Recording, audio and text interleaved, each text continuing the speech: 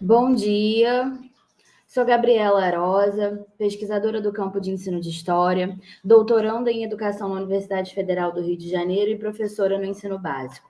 Eu vou mediar essa mesa, Tecnologias Digitais e Aprendizagem da História na Escola, do segundo colóquio de Aprendizagem à Avaliação da História Escolar, cujo tema é Tecnologias e Fontes de Inovação. O evento está sendo transmitido pelo YouTube e todas as mesas ficarão gravadas e posteriormente poderão ser acessadas no canal da Faculdade de Educação da Universidade Federal de Juiz de Fora. A quem fez a inscrição no evento, pedimos atenção ao preenchimento da lista de presença, que será disponibilizada via chat durante a transmissão. O preenchimento é indispensável para fazer jus ao certificado de ouvinte, que será encaminhado para quem confirmar a presença em pelo menos 3 das mesas do evento, contando a mesa de encerramento. A mesa Tecnologias Digitais e Aprendizagem da História na Escola será composta pelas professoras Alexia Pádua Franco, Marcela Albani e Vanessa Espinosa. Cada uma terá 25 minutos para fazer a sua apresentação e depois a gente retornará com uma rodada de perguntas que serão selecionadas a partir das interações do nosso chat. Para a gente começar, então, eu convido a Alexia, que é professora, historiadora, atuou desde 1990, durante 20 anos, na educação básica, em escolas públicas de Uberlândia, Minas Gerais. Desde 2012, é professora da Faculdade de Educação da Universidade Federal de Uberlândia, atua na graduação em Pedagogia, sendo responsável pela disciplina Metodologia do Ensino de História e no curso de Jornalismo pela disciplina Tecnologias Contemporâneas de Comunicação e Educação. É professora do Prof. História, na Federal de Uberlândia, mestrado e doutorado, e orientadora de pesquisas na linha Saberes Históricos no Espaço Escolar. Atua no programa de pós-graduação em Educação, orientando pesquisas de mestrado e doutorado na linha de Saberes e Práticas Educativas. Faz parte da equipe do Observatório de Ensino de História e Geografia e do Portal do Bicentenário. Possui graduação em História e mestrado em Educação pela Federal de Uberlândia, doutor em Educação pela Unicamp, fez pós-doutorado no Programa de Pós-Graduação em Educação da UFMG, na linha de História da Educação, desenvolve pesquisas sobre ensino de história, tecnologia, mídias e educação, cultura digital, direitos humanos, materiais didáticos em suas interfaces. Alexia, seja bem-vinda. Gabriela, muito obrigada. Vanessa, Marcela, muito bom estar aqui com vocês, com Gabriela também, que eu conheci ano passado na Ampu, e gostei muito, né, do trabalho que apresentou e da pesquisa que está fazendo. Então, é muito bom estar aqui conversando com vocês. Eu vou também aqui, né, buscar a minha apresentação. Deixa eu ver se ela vai entrar. Bom, entrou. Bom, gente, então, primeiro agradecer o convite da Juliana, do Marcos, para estar aqui com vocês, né?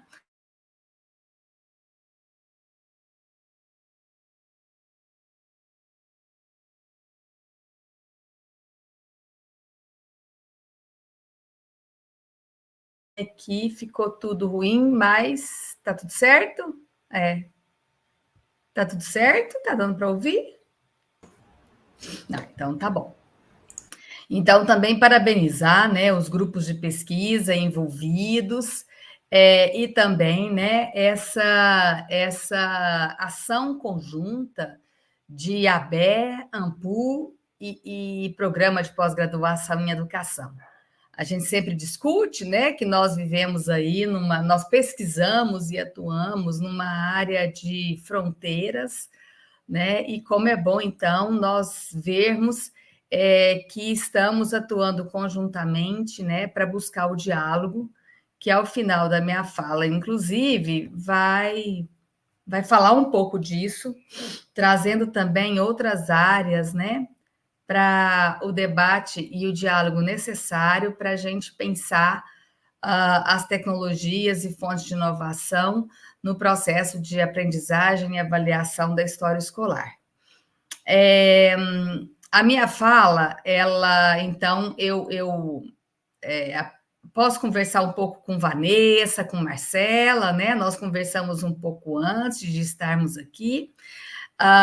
Eu decidi por fazer uma fala mais geral sobre tecnologia, mídias digitais e aprendizagem escolar, tentando trazer algumas coisas específicas da história escolar, né? E que depois Marcela e a Vanessa vão poder, vão aí especificar, né, com exemplos em seus trabalhos, nas suas instituições, com os professores e professoras que estão aí no processo de formação, tanto inicial quanto continuada. Então, o nome, então, da minha pesquisa é esse, né? Da minha apresentação, bom, e que também tem muito a ver com as minhas pesquisas. História escolar em tempos de colonialismo digital. Aprender a reter o fluxo. Então, esse vai ser aí, né, o foco da minha apresentação. E eu vou tentar dialogar com algumas questões do colóquio, né? A apresentação do colóquio, né, no site do evento, a gente... Eu prestei atenção aqui numa coisa, fico prestando atenção no chat do YouTube, aqui no nosso chat privado, não posso fazer isso não, porque senão eu perco a minha atenção na fala, vou focar aqui. Mas eu tentei dialogar com algumas questões do colóquio, né, que estão na apresentação do evento. Por sinal, questões que eu considerei, uma apresentação acompanhada de questões que eu considerei muito potentes e muito importantes, né, para o atual momento. Então, eu escolhi 3. Que sentidos têm sido atribuídos à tecnologia? Que efeitos eles produzem sobre a noção de aprendizagem? E aí eu coloquei o em história entre parênteses, porque realmente eu não vou focar só na aprendizagem em história, porque eu considero que a gente, como eu disse anteriormente, né, a gente precisa aí dialogar com outras áreas. Então, sim, eu vou trazer algumas coisas que são específicas da história, mas vou pensar em aprendizagem, inclusive para além da escola, mas tentando focar no papel da escola, né? Nesse processo aí de aprendizagens em múltiplos lugares, e o que seria uma forma inovadora de aprender história, também nesse sentido de um pensamento transdisciplinar que vai além da história, mas também traz questões da história. E aí vou dizer que eu vi aqui a abertura, né? E vou dialogar bastante com a Maria, com o que ela disse e o que eu também pensei para focar aqui, que é um olhar mais, vamos dizer assim, preocupado, um olhar mais tenso em relação às tecnologias no atual contexto de capitalismo de dados, né? Do qual a escola não está ausente, né? Mas também, né, ouvindo a Mônica falar do Prof. História, ouvindo a professora Ana falar da Ampul, a gente não pode esquecer, né, como essas tecnologias digitais possibilitaram e ampliaram muito as nossas condições de nos encontrarmos, como está acontecendo aqui agora mesmo, né? E também ampliaram as possibilidades de formação, de produção de material. Então, não estou desconsiderando nada disso na minha fala, mas realmente o meu foco vai ser mais naquilo que está me preocupando bastante. Inclusive, quando fui combinar com Marcela e Vanessa, o foco que eu daria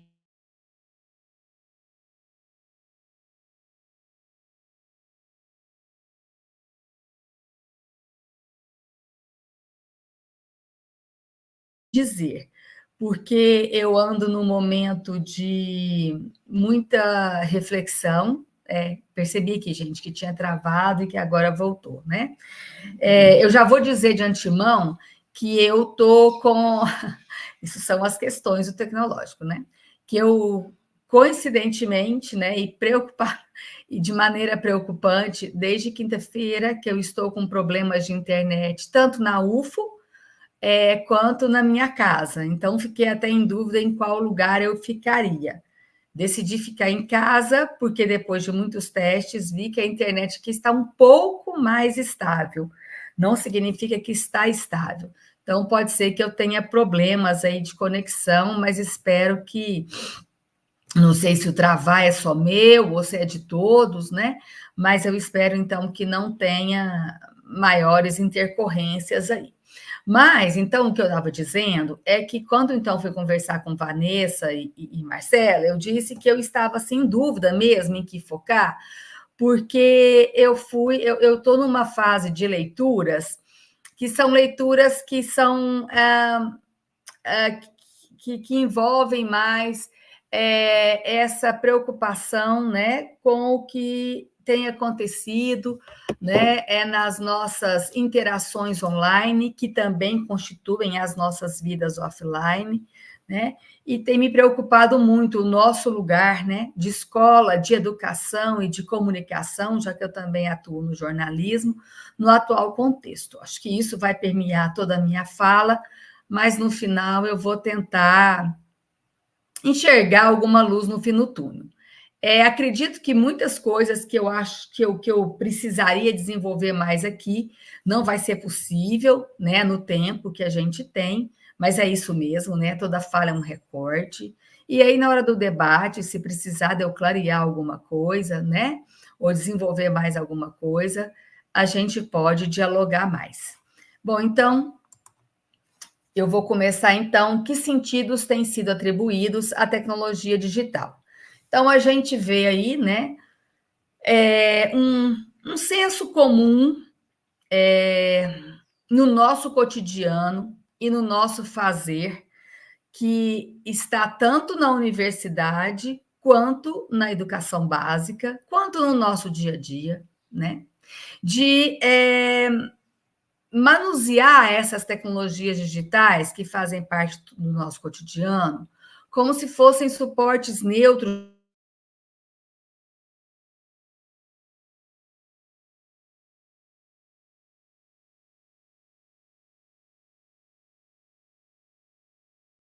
vigentes. A palavra tecnologia, ela está sempre muito presente, né? Acabamos de ter eleição para reitor aqui na Universidade Federal de Uberlândia. Era uma palavra também que estava presente em todos os programas, de todos os 4 candidatos, mas sempre sem problematizar qual tecnologia, sem problematizar esses suportes. Falando muito da potência da tecnologia, da importância dela para a educação, para a pesquisa, para o ensino, para a extensão, mas em nenhum momento era problematizado esse ecossistema tecnológico que a gente usa hoje, que é basicamente o sistema da Big Techs, inclusive aonde nós estamos agora, né, no YouTube.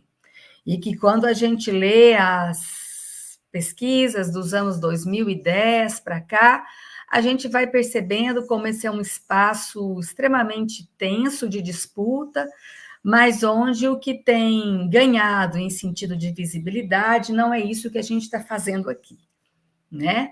É sempre as publicações mais relacionadas a emoções como ódio, competição, inveja, indignação, e que realmente vão levando, né, aos discursos de ódio, aos negacionismos e às teorias de conspiração. Tem hora, inclusive, gente, que toda hora que eu vou estar aqui falando com vocês, vai estar passando aqui por trás de mim, que, nossa, parece que eu estou dizendo que a gente está vivendo em tempos de...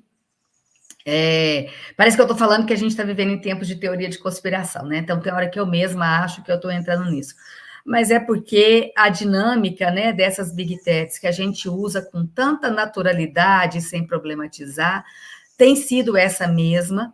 apesar de todos os discursos, né, que todos os seus gênios, né, porque são gênios que estão aqui tornando esses espaços possíveis para nós, né, possíveis e impossíveis, né, para nós, são todas pessoas, são todos, a grande maioria, né, são homens brancos, do norte global, ricos, jovens, cada vez mais ricos, né, os mais ricos, e que estão enriquecendo às custas dos nossos dados, e que, mesmo assim, né, mantém um discurso, como tem sido muito cobrados, né, como a gente está vendo aqui no Brasil recentemente com Elon Musk,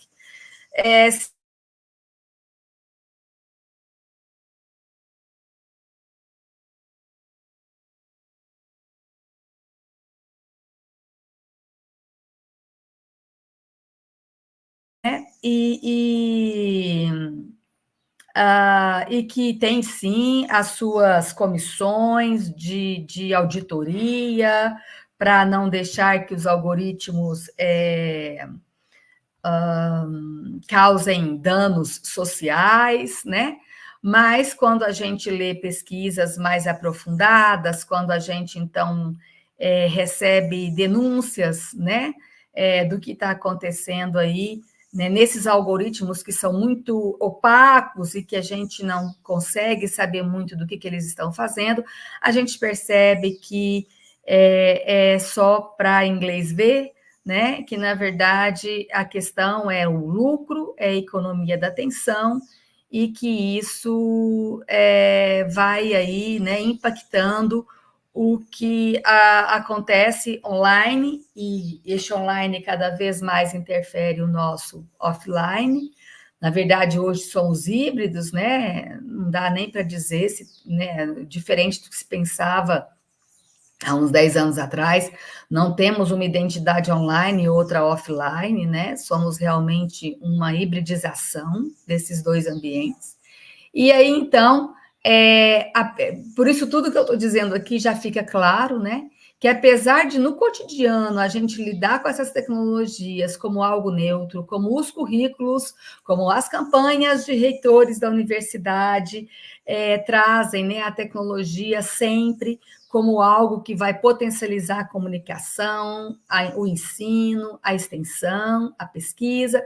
Isso sempre é colocado sem problematizar qual é o ecossistema tecnológico que nós estamos usando, como se ele fosse simplesmente um suporte neutro de comunicação, né? E, na verdade, eu trouxe, inclusive, para contrapor a isso, né, uma citação do Castells, já bastante antiga, né? O livro que eu usei é de 2012, porque ele faz algumas atualizações, principalmente no prefácio, mas, na verdade, é um livro de 1999, pelo que eu vou dizer aqui, um contexto da internet e das tecnologias digitais totalmente diferente do que a gente vive hoje, né? Que é como a cultura é mediada e determinada pela comunicação, as próprias culturas, isto é, nossos sistemas de crenças e códigos historicamente produzidos, são transformados de maneira fundamental pelo novo sistema tecnológico, né? Então, inclusive, a nossa maneira de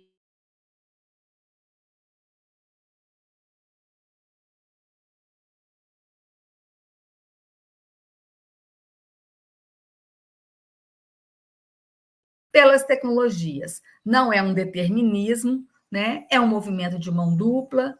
As tecnologias nos constituem nossas práticas culturais e vice-versa, né? E são falas que são também, são esse posicionamento é o posicionamento que também permeia a fala de vários pesquisadores de tecnologias e mídias digitais, como o Nick Coldry, né, que eu acho que tem uma contribuição muito importante para nós, que é um pesquisador da comunicação norte-americano, mas que está em estreito diálogo com pessoas da área de comunicação do México, da América Latina, dialoga, né, com autores do Sul Global, a Lúcia Santaella, que é uma referência importante para nós, mas muitos outros e muitas outras além desses, que eu espero que dê tempo de eu falar sobre eles. Eu tentei fazer uma fala mais recortada, mas a gente sempre, às vezes, bom, eu sempre, na hora que vou falar, começo a pensar em outras coisas que não estão fora, mas que eu preciso, às vezes, dizer mais, que aí pode ser que o meu tempo não seja suficiente. Aí eu peço para a Gabriela me chamar a atenção aqui, e aí eu faço uma síntese e depois, às vezes, no debate, recupero o que não deu tempo de eu dizer. Eu coloquei esse fluxograma bem caótico aí de propósito, tá? Que é um sistema que é só para mostrar como que esses suportes tecnológicos, né, que a gente considera neutros, eles na verdade estão em constituição, em transformação, não vou dizer evolução, né, que tenho muita dúvida em relação a isso, principalmente desde os anos 60, né, e de que ele envolve diferentes agentes, diferentes interesses, que então são desde as Forças Armadas, os serviços de segurança nacional. Ele foi desenvolvido com muitas verbas públicas no começo, só quando já estava mais consolidado, né, que o capital privado começou a entrar com força e para monopolizar mesmo, né, que é o que a gente vive hoje, mas também com muita ação das universidades, principalmente as do norte global. Né? E aí tivemos diferentes sistemas de internet, e ali até mais ou menos os anos 1990,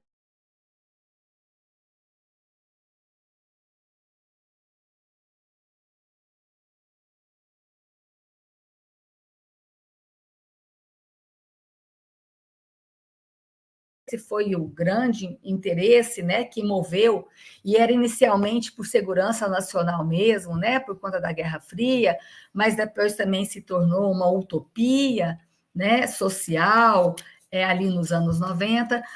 Isso foi, então, nos anos 90, acontecendo por meio de coletivos ah, visavam uma cultura de compartilhamento, que a gente chama de cultura hacker, que também vou chegar nisso, né? Com o desenvolvimento de vários softwares, hardwares, mas que depois isso, inclusive a internet, né, a rede mundial de computadores, que é onde a gente está aqui hoje, ela foi concebida por meio de código aberto, né? E assim é até hoje, mas aí, a partir dos anos 2000, e principalmente a partir dos anos 2010, ela começa a ser monopolizada pelas plataformas, né, pelas big techs, o que vai diminuindo o espaço dessa dinâmica de pensamento compartilhado, de produção compartilhada, e começa a ser realmente um lugar mais de códigos fechados, proprietários, opacos, né? Uma ação realmente que a gente pouco controla, mas que muito nos controla. Então, é um caos realmente, não significa que aquilo que existia nos anos 90 de cultura hacker, de softwares livres, de código aberto, foram eliminados, né? É uma coexistência, mas hoje não é o que predomina. Então, eu coloquei de propósito isso, né? E coloquei para justamente falar de dois momentos, não são só dois, mas sintetizei em dois, né? Que a gente viveu, inclusive nas nossas pesquisas, né? Eu, como uma pesquisadora que viveu em tempos de não internet, né? Que não sei se, por exemplo, é o contexto de Vanessa e de Marcela, né? O meu contexto é um contexto em que eu cresci, em que eu fiz, inclusive, até o meu mestrado, sem ter a internet, né, como um lugar possível de ocupar, né? Comecei a vê-la se despontar aí justamente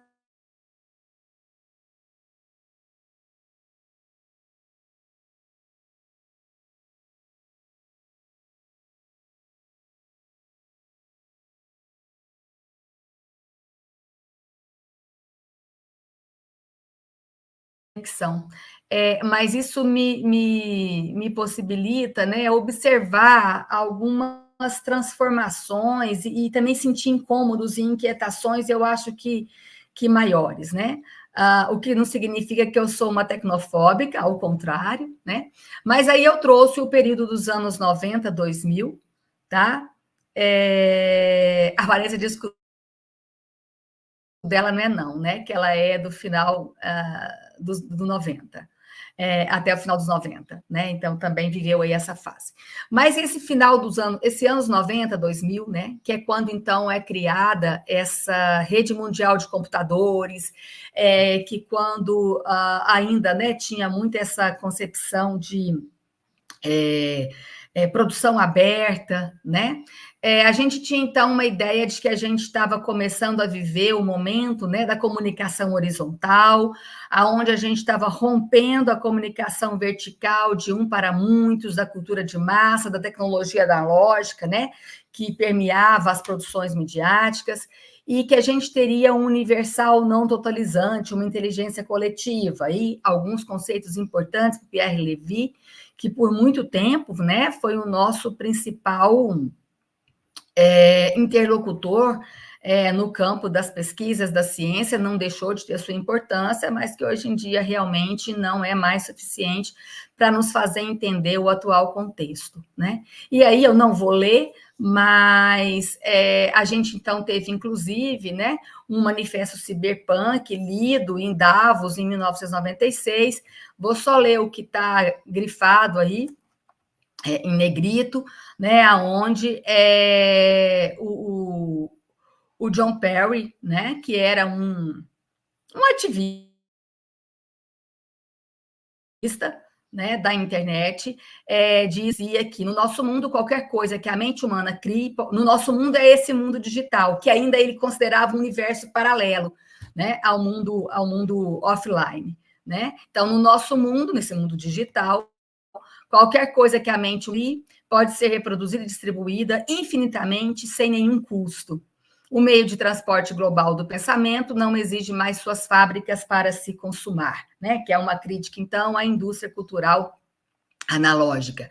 E aí ele continua fazendo uma crítica ao Estado, né? Então, dizendo que os Estados vão continuar dominando os nossos corpos, mas não as nossas mentes, e que a gente, então, vai poder viver uma civilização da mente livre, né? E que esse discurso hoje, né, é muito utilizado pelos proprietários e pelos, né, executivos das Big Techs para dizer que realmente, para dizer que as leis nacionais não podem atrapalhar toda essa potência de liberdade de expressão que é esse mundo, né, do ciberespaço, e aí então resistem à regulamentação, porque aqui realmente foi um manifesto lido contra uma regulamentação que tinha sido criada por Bill Clinton.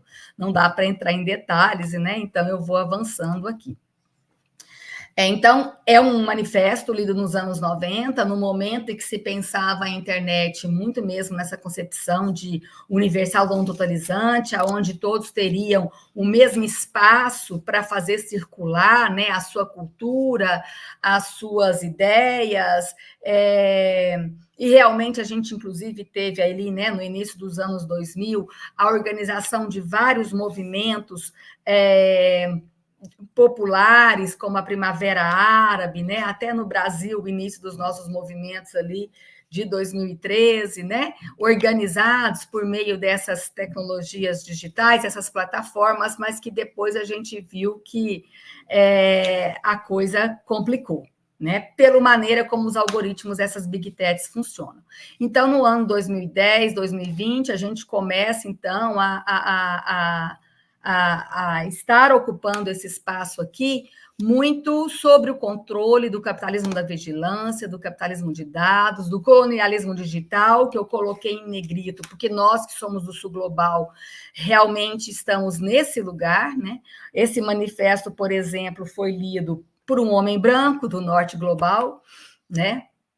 Nossa, a Gabriela está me dizendo que os 25 minutos já foram, então eu vou tentar ser bem rápida aqui para concluir, né?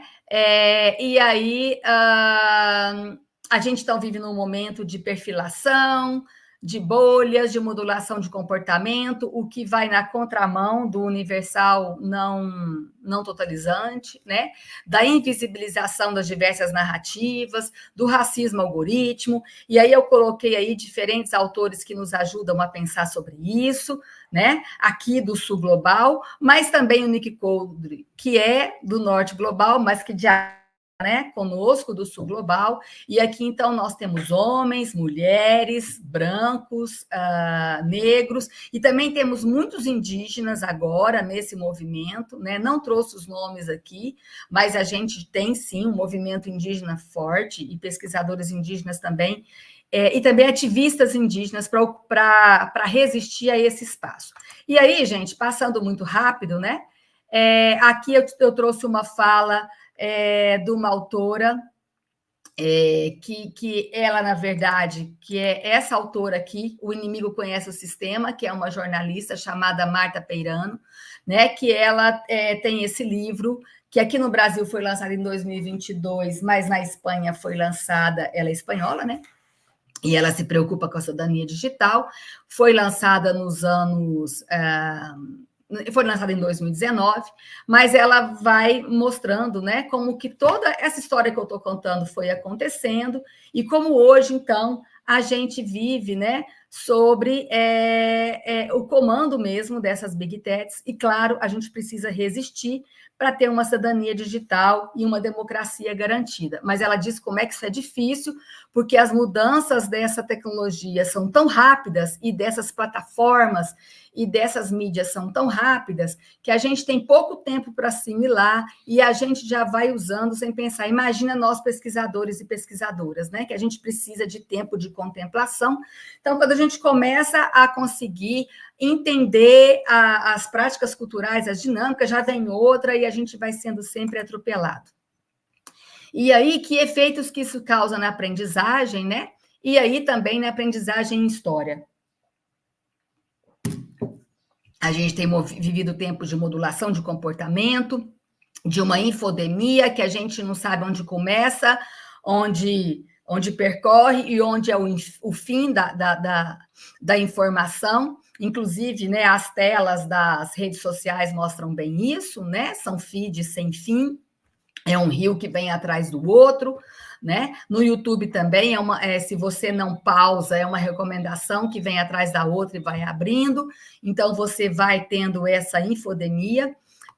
E isso vai trazendo nesse meio há muitas memórias de vários tempos históricos que vão sendo reatualizados, né? E aí a gente traz aí o professor Valdeir, o professor Matheus Pereira, que fala muito bem sobre isso, e aí vai havendo uma banalização do passado, do presente, desinformação, negacionismo, descontextualização, despersonalização da informação e uma impaciência temporal nossa, né? O que eu quero dizer com isso? Isso eu coloquei em parênteses, que é um termo que eu criei para estar falando aqui, que a gente não dá conta, não tem tempo e não tem paciência para ouvir mais do que 15 minutos. 15 minutos quer dizer é muito, hoje em dia 2 minutos é demais. Né? E isso vai impactando na maneira, e a gente tem uma atenção multifacetada, a gente então tem pouco tempo de contemplação, e aí eu trouxe várias charges, né, mas que eu nem vou poder discutir, mas vou só mostrar aí, né, que são bastante apocalípticas mesmo, e queria só ler essa falazinha aqui da Peirano, né, que está me atrapalhando aqui a contagem dos slides, mas eu vou tentar ler aqui, né? Se estivesse vivo, Skinner trabalharia com o Facebook, com o Google ou com a Amazon e teria 3 milhões de ratos humanos para fazer experiências de verdade, né? Poderia, inclusive, continuar trabalhando da universidade, né? Porque realmente existe uma parceria muito grande entre as universidades e as Big Techs e as agências de segurança nacional. Né? Então, a gente tem aí um momento de aprendizagem fora da escola, mas acaba que impacta na escola, que ainda é essa questão do treinamento das nossas emoções, né?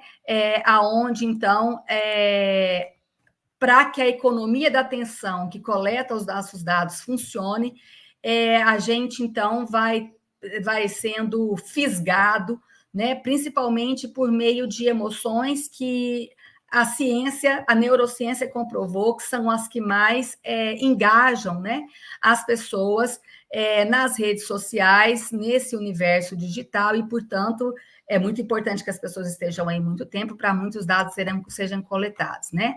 E, como eu disse no começo, essas emoções são as nossas piores emoções, né? Que é realmente a banalidade do mal, né? Que é a indignação, o medo, a fúria, a distração, a solidão, a competitividade, a inveja, né? E aí, eu preciso terminar, né? O que eu quero dizer, então, é que a gente hoje está atuando na formação de jovens professores e professoras e na formação histórica de crianças e jovens na escola que estão nesse mundo, no mundo que elas não conheceram diferente desse, né? Que vão vendo assim mudanças na internet, mas que nem tem tempo de parar para entender o que está acontecendo, né? Então, que é uma juventude, uma infância quase 100% conectada, inclusive no Brasil, mas que a gente não pode desconsiderar de maneira alguma que há uma desigualdade de inclusão digital, né, na qualidade de conexão e que impacta, então, no acesso a conteúdos. A gente tem uma pesquisa bem recente da TICS Kids 2023 que deixa isso muito claro, e que deixa muito claro também, que é esses tracinhos aí, lilás, que estão aí, que hoje, quando a gente pergunta para essas crianças e para esses jovens como que eles estão na internet, principalmente quando a gente pergunta sobre busca de informação, eles se contentam com as primeiras informações que aparecem, né, no buscador, na inteligência artificial, como se essa fosse a mais confiável, como se essa fosse a mais recente e como essa fosse a que todo mundo recebe. Então, é uma relação com a informação bastante superficial e que leva ao que está nessa charge aqui, né? A gente fica na base da informação, com muita dificuldade de insight, com muita dificuldade de sabedoria e muita facilidade de cair em teorias de conspiração. Né? E, bom, então aí, vou finalizar mesmo, gente, não vai dar tempo de eu chegar mais. O que eu acho que seria uma forma inovadora de aprender história? É uma coisa que eu tenho dito há muito tempo, inspirada por Paula Sibilia, que é uma antropóloga argentina que trabalha no Rio de Janeiro, né, na Universidade Federal, é reter o fluxo. Né? É reter o fluxo e é através de um olhar decolonial para essas tecnologias que nos colonizam, né, aqui no sul global. E aí eu trouxe vários autores, que eu poderia falar de cada um deles, que já nos permitem isso, né? Autores brasileiros, autoras brasileiras, também latino-americanas, trouxe aí a Nina da Hora, que é uma programadora negra, que tem um movimento de resistência contra o reconhecimento facial, que causa o racismo algoritmo, coisas que a gente precisa se preocupar com eles, né? E isso tem que estar presente quando a gente pensa na formação histórica dos nossos estudantes, né? Quando a gente pensa na aprendizagem deles, né? E esse olhar, eu trouxe ali na horta, principalmente para dizer que isso tem que ser transdisciplinar. E por isso, né? Para reter esse fluxo, a história, né? Quando a gente pensa o ensino e a aprendizagem em história, a gente tem que dialogar com diferentes perspectivas aí, né? De formação, de aprendizagem, de como estar nesse mundo digital, que, como eu disse, é híbrido, né? O letramento algoritmo, a educação midiática, a educação hacker, e aí aqui eu trouxe a educação hacker para contrapor com outras duas perspectivas, que é a educação maker, que é uma educação voltada, não precisa ser, mas é utilizada nos currículos para pensar a formação do empreendedor, e a metodologia ativa, que também não precisa ser, mas é muito focada na educação personalizada, individualista, comportamental, cognitivista, que não pensa na emancipação, né? E também pensar o que tem sido feito aí para a educação para a cidadania digital e muitas outras coisas no próprio campo do ensino de história. A gente já pensou o letramento histórico digital, né? Dentro do próprio Prof. História e várias outras produções. Então, a gente vai fechando, a gente precisa dialogar com isso tudo. Então, é isso que eu queria dizer, né? Queria ter dito um pouco mais sobre cada coisa dessas, mas realmente o tempo é muito curto, mas é isso mesmo, esse espaço é um espaço de jogar ideias para a gente poder conversar. Então, passo a palavra aí para a Gabriela, para ela passar para a Vanessa, para a Marcela. E desculpa aí a demora, mas que eu precisava pelo menos concluir a ideia. Obrigada, Alexia. É sempre muito bom escutar. Queria dizer que eu estou acompanhando as perguntas pelo chat. Quem quiser fazer mais perguntas ao longo da fala da Marcela, podem fazer, que no final a gente volta com uma rodada. Eu queria chamar, então, agora a professora Marcela Albani, que é pós-doutora em Educação pela Universidade Federal do Rio Grande do Sul, doutora em História pela Unirio, mestra em Educação, especialista em Tecnologias da Informação aplicadas à Educação e graduada em História pela UFRJ. Atualmente é professora da área de Ensino de História na Universidade Federal de Roraima, coordenando o programa de pós-graduação em Ensino de História, o Prof. História, o programa de iniciação a docente, o PIBID, e o Laboratório de Ensino de História e Humanidades Digitais. É coordenadora do GT Nacional de Ensino de História de Educação da ANPU e membro do Conselho Editorial da revista História Hoje. Marcela, seja bem-vinda. Pode começar. Então, bom dia, professora Gabriela Arosa, que eu tive a oportunidade de conhecer na sua banca de mestrado, desde então uma parceira incansável aí nos estudos das tecnologias digitais.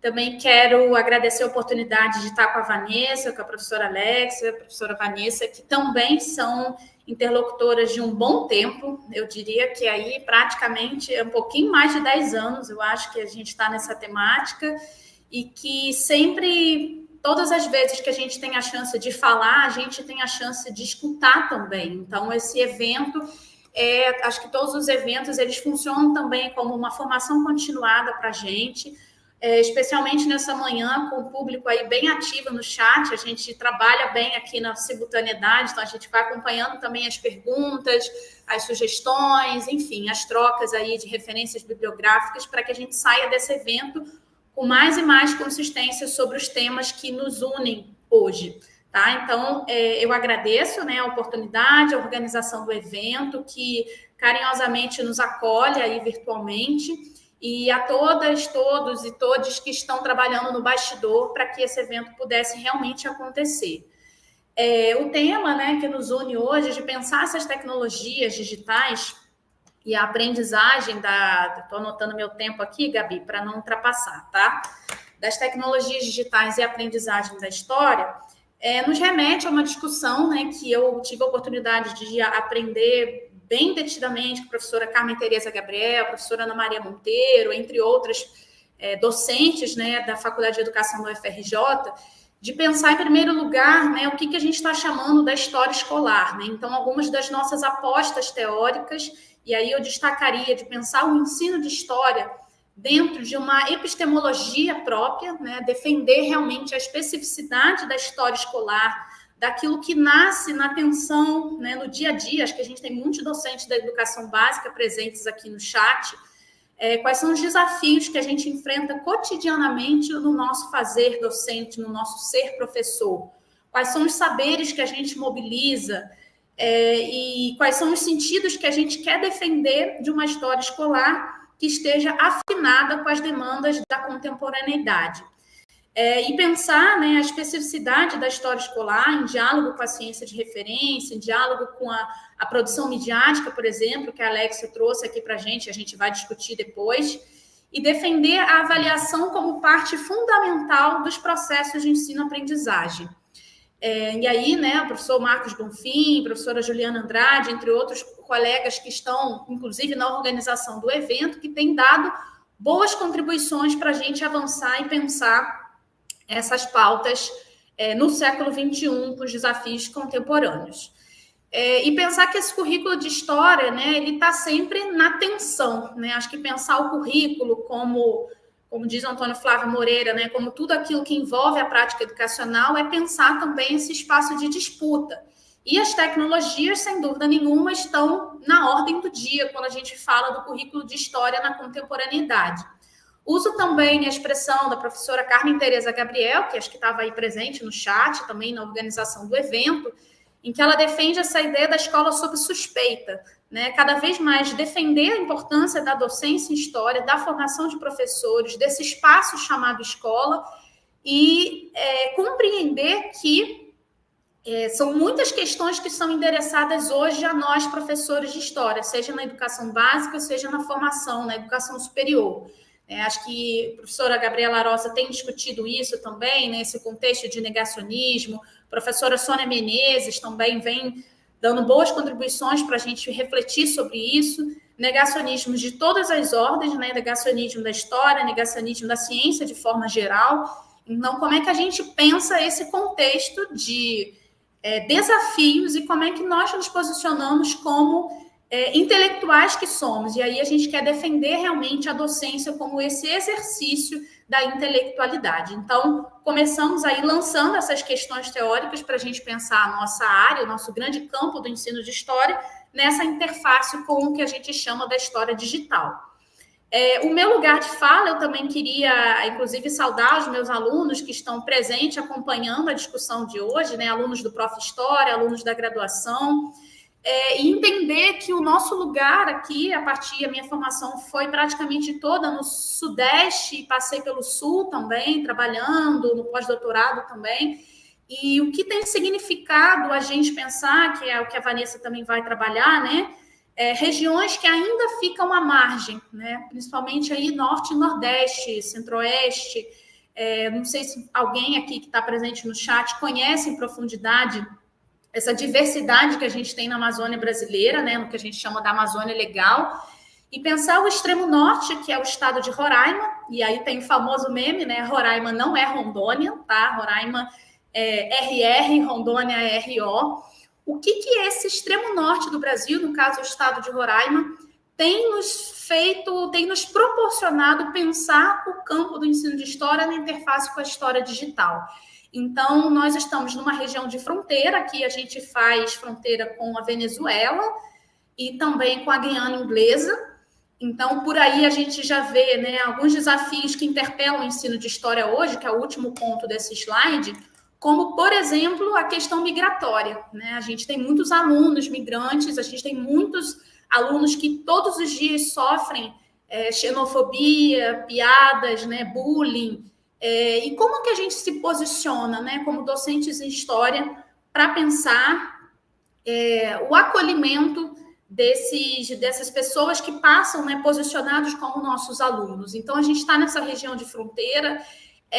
Roraima é o estado proporcionalmente mais indígena do Brasil, então eu vi um colega que fez justamente esse questionamento, né, de como é que a gente pensa, por exemplo, a potência das tecnologias digitais para falar da implementação da Lei 10.639, da Lei 11.645, que colocam esse desafio para a gente do trabalho, né, com a temática indígena, africana e afro-brasileira. Então, a gente vai falar um pouquinho também sobre isso, considerando essa diversidade étnica, cultural, né, um grande caldeirão cultural que a gente tem aqui no lugar que estamos situados. E não tem como falar de ensino de história aqui sem falar também da ancestralidade, né? Acho que esse ponto também já foi tocado, inclusive em termos de incorporação de outras referências, porque quando a gente fala de tecnologia digital no Brasil, a gente ainda tem como aporte teórico majoritariamente homens brancos, né, desse norte global que a Alexia falou. Então, eu queria pensar com vocês também outras referências para que a gente estude sobre as tecnologias digitais a partir também desse diálogo consensível com a ancestralidade e com essa ideia de coletividade.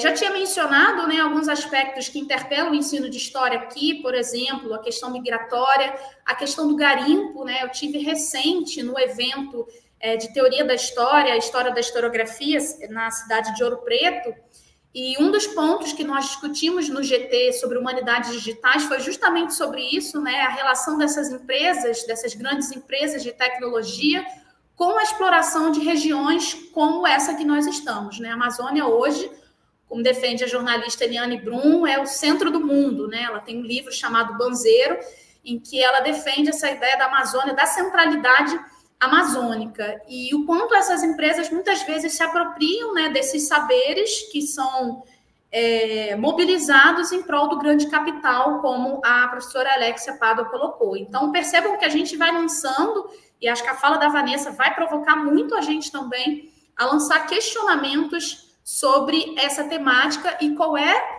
o diálogo que isso tem com o trabalho que a gente faz em sala de aula, pensar a avaliação, pensar a aprendizagem da história escolar, tá certo?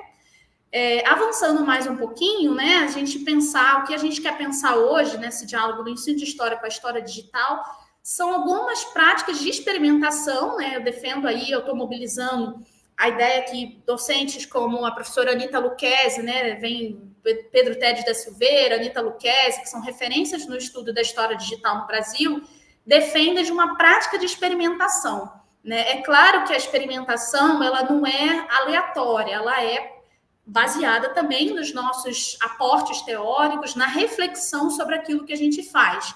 E aí eu convido vocês, né, se os nossos colegas aqui do bastidor puderem disponibilizar, por favor, o link de acesso, né, para o nosso site, para o nosso canal do YouTube, em que a gente mostra um pouco dessas práticas de experimentação que a gente tem feito à frente do LABED. O LABED é o nosso Laboratório de Ensino de História e Humanidades Digitais da Universidade Federal de Roraima, que tem parceiros, tem pelo menos formalmente um parceiro ou parceira em cada região do Brasil, né? Então, a gente está nesse objetivo de conectar o norte, o extremo norte, com as outras regiões do nosso país.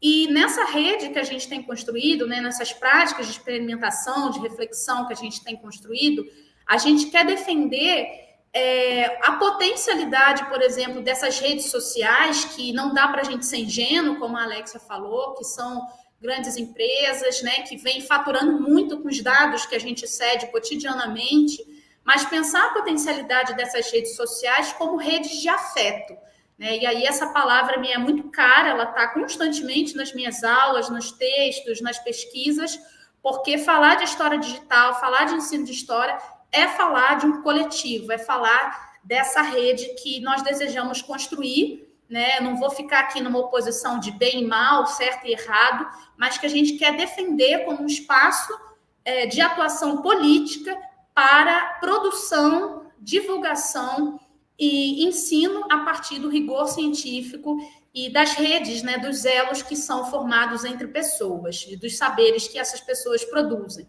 Então, a gente quer pensar as redes sociais, as redes de afeto, tanto a dimensão do ensino, como também a dimensão da pesquisa, como também o que ainda às vezes nas universidades fica um pouco à margem também, que é a ação de extensão, ou seja, da gente romper os muros da universidade e chegar a outros espaços, né? Inclusive entender que as próprias redes sociais hoje, elas são também espaços extensionistas, né? Elas são espaços também de ensino, são espaços de reflexão e de pesquisa.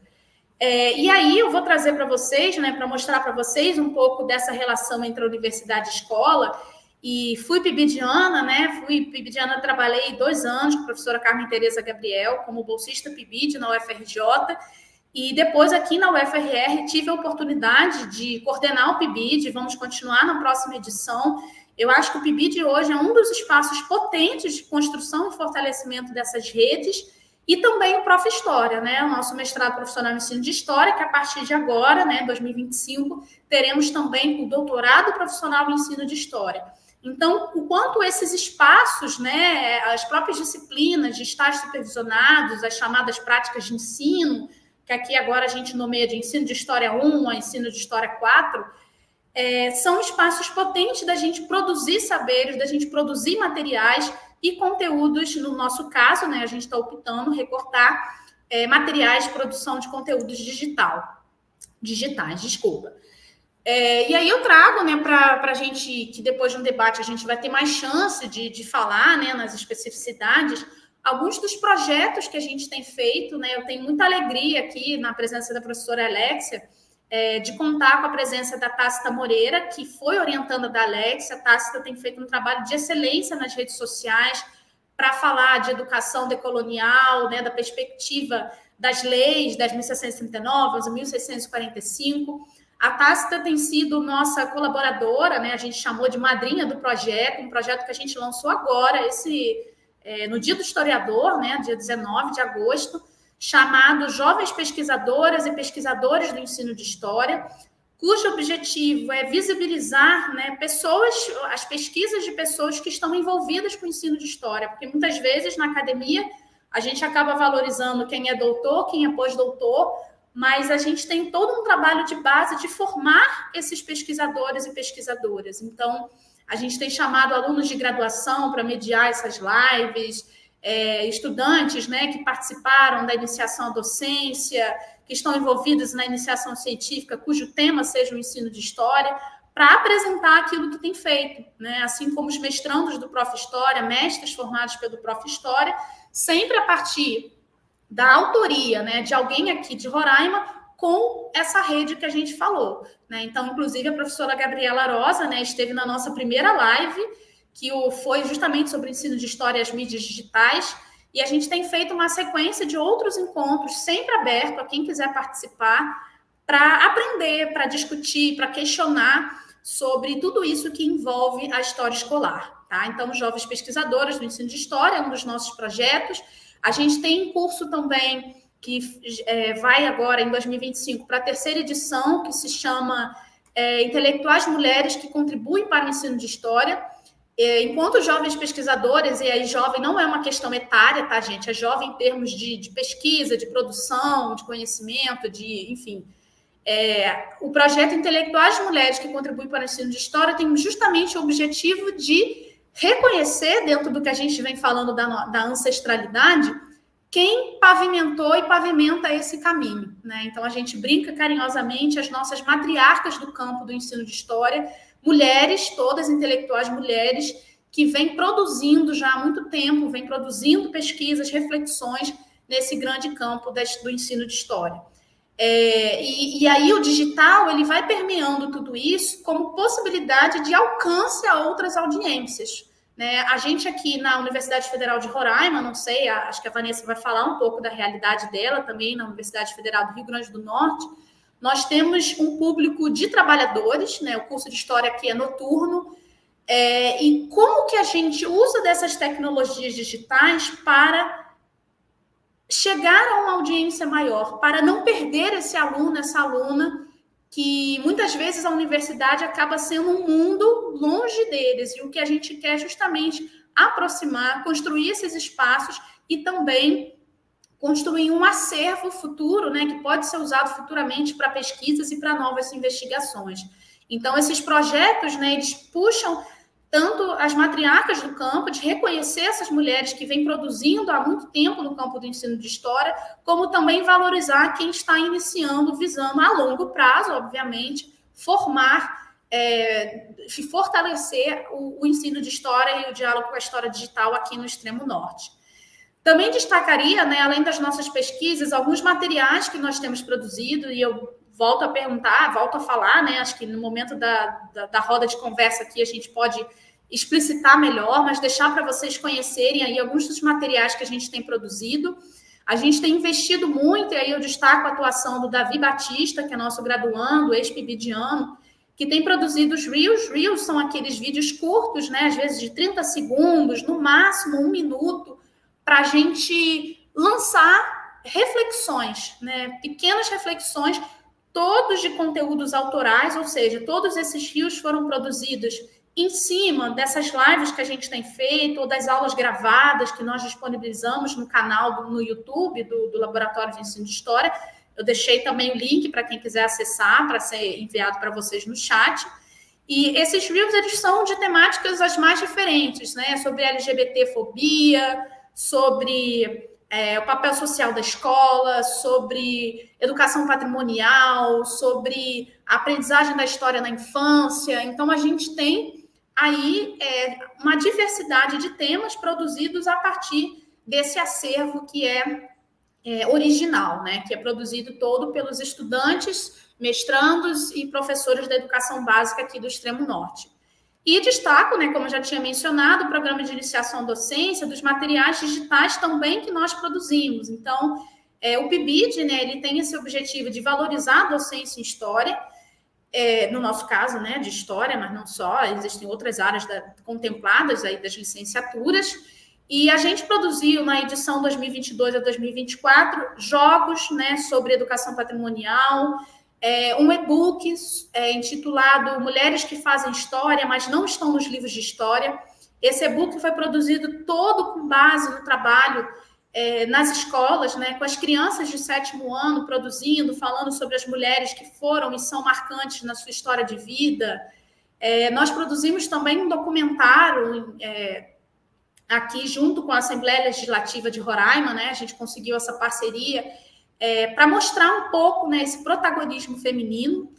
E nós também desenvolvemos, além dos jogos, do e-book e do documentário, nós também produzimos um audiovisual na outra escola, que foi o Colégio de Aplicação, sobre a temática africana, que é algo ainda pouco discutido, não sei a realidade que vocês estão inseridos, mas aqui a gente ainda tem muita pesquisa e muita produção para fazer, para avançar nos estudos de África aqui no extremo norte.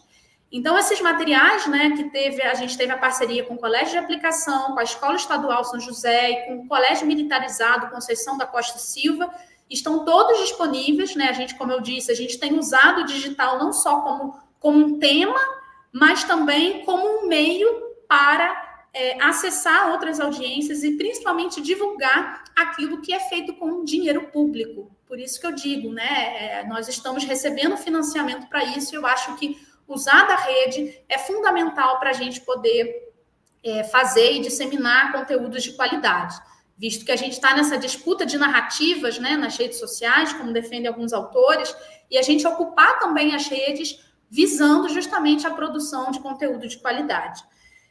Para fechar, né, estou quase fechando aqui o meu tempo, eu também queria deixar, né, dizer que isso também tem sido objeto de pesquisa, né, nas dissertações do Prof. História. A gente falou muito aqui da ancestralidade, a gente tem trabalhos, né, a professora Clecimara Aniceto, que trouxe aí uma reflexão sobre patrimônio e ancestralidade a partir da construção de uma sala multimodal, e aí eu deixo no ar, né, o que é essa sala multimodal, a gente pode conversar também daqui a pouco sobre isso, que é justamente também usar a potência da tecnologia para construir um espaço virtual interativo.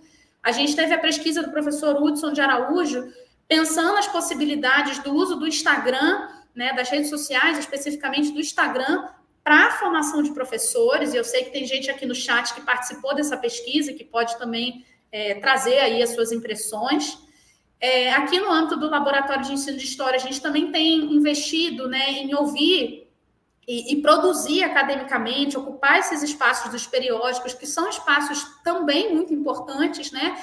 A gente teve a chance recentemente de fazer uma entrevista com a professora Cici Bittencourt, que foi comandada por 2 alunos nossos, o Sérgio e a Nayara, que são mestrandos do Prof. História, que entraram pela seleção diferenciada, né? A seleção diferenciada, no caso de Roraima, é voltado para alunos indígenas que atuam, professores indígenas que atuam em comunidades indígenas, né? Então, a Cici tem muitos estudos nessa temática, né, da história indígena, e a gente tem tentado também colocar os nossos estudantes como protagonistas nos contatos, nas formas de diálogo com pesquisadoras e pesquisadores de referência do campo, né, da história escolar. Para fechar mesmo, tá, Gabriela? Estou terminando. A gente deixa como convite, né, para quem quiser participar do nosso grupo de estudo, a gente estava fazendo a reunião uma vez por mês, de forma síncrona e assíncrona. Então, a gente tem um caderno virtual em que a gente lança um texto, um material de estudo, tem uma pergunta norteadora, e cada um, no seu tempo, tenta responder essa questão, né? E aí, por que eu falo isso, né? Cada um no seu tempo? Justamente porque a gente tem a chance de incorporar mais pessoas, né? A realidade que eu venho, a gente tinha reunião do grupo de estudo toda segunda-feira à tarde, não é à tarde, depois acho que noite, não é a realidade que eu estou hoje, né? Como eu disse, meu público é majoritariamente de trabalhadores e que não tem essa disponibilidade, mas a gente quer trazer essa transformação social, essa abertura para todos, para todas, né? E para todos. Então, a gente precisa repensar as nossas estratégias, né? Então, o nosso caderno de estudo, a gente, às vezes, puxa algumas frases do que é discutido ali para divulgar também nas nossas redes, valorizando a autoria dessas pessoas, né? De pensar que esses professores, esses licenciandos, são autores, né? Isso é um conceito muito importante. A docência como essa prática, como esse exercício de autoria, né? Não sei se a professora Adriana Ralejo está aí no chat, ela desenvolveu uma pesquisa sobre isso, sobre autoria, docência como esse exercício de intelectualidade de autoria. Então, eu destaco aí 2 frases, né, da nossa graduanda Ellen Keila, sobre as humanidades digitais, né, da professora Stephanie também Muniz, que atualmente está na coordenação do Laboratório de Ensino de História junto comigo, e que ela fala um pouco também desses desafios da profissão do professor.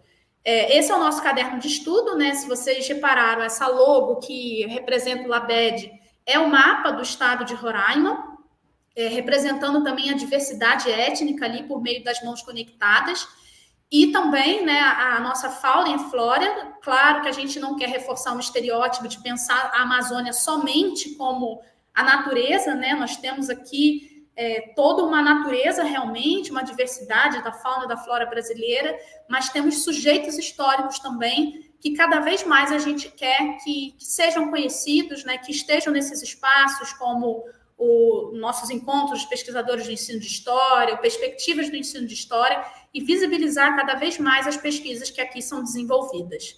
Então, eu agradeço especialmente aí a nossa mediadora, a professora Gabriela, pela acolhida. Deixo aí os contatos, né, das redes sociais, do nosso Instagram, nosso canal do YouTube, o nosso e-mail. A gente está à disposição, somos um coletivo. Eu sempre sou muito assim repetitiva com isso, que ninguém faz nada sozinho. Então, acho que isso é o maior ensinamento que eu tenho do ensino de história e da história digital, é entender que nós somos uma coletividade. Muito obrigada e até daqui a pouco no bate-papo. Oi, Marcela, muito obrigada. Acho que as suas falas são sempre muito potentes, é sempre um prazer te ouvir. Agora eu vou convidar a professora Vanessa Espinosa, que é doutora em História pela Universidade de Salamanca e fez seu estágio pós-doutoral em História na UERJ, sendo professora e pesquisadora de História da Universidade Federal do Rio Grande do Norte. Ela atua na graduação junto ao Departamento de História do CERES, nos componentes ligados à história medieval e ao ensino de história, mediado por tecnologias e mídias digitais. Na pós-graduação, está vinculada ao programa Prof. História, tendo interesse de ensino e pesquisa na área de produção, difusão e divulgação de história nos meios digitais. Tem projetos de ensino e pesquisa na área das TIDICs e ensino de história. Ela é coordenadora do Laboratório iHumanas, Humanidades Digitais e Ensino de História, e compõe a coordenação nacional do GT de Ensino de História e Educação da ANPUL, no biênio de 23-25. Vanessa, seja bem-vinda.